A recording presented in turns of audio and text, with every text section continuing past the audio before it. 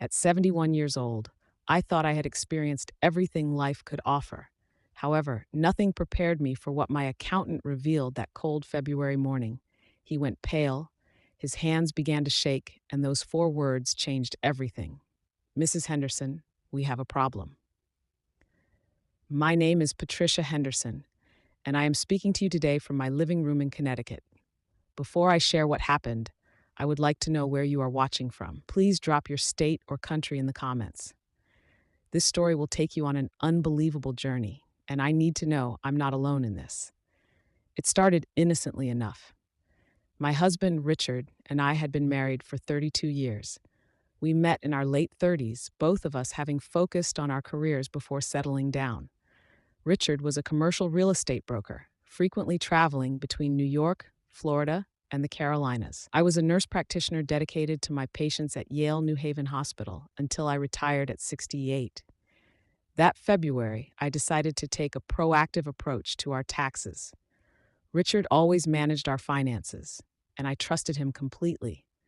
However, after my friend Susan discovered costly tax errors made by her late husband, I thought it wise to have our accountant, James Morrison, review everything before I signed our joint return. James had been handling our taxes for 15 years.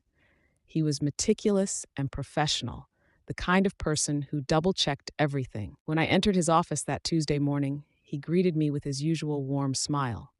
I handed him the tax documents Richard had prepared, along with our W-2s and investment statements. I mentioned that I just wanted a second pair of eyes on everything before signing, settling into the leather chair opposite his desk. Nothing major, just peace of mind. James nodded, pulling the documents toward him. Smart thinking, Patricia. Let me pull up your file history. I expected this to take about 20 minutes, but instead, his fingers stopped mid-keystroke. His eyes narrowed at the screen, and he began typing faster, clicking through what seemed like multiple windows. The color drained from his face. Is everything okay? I asked, feeling the first flutter of concern in my chest.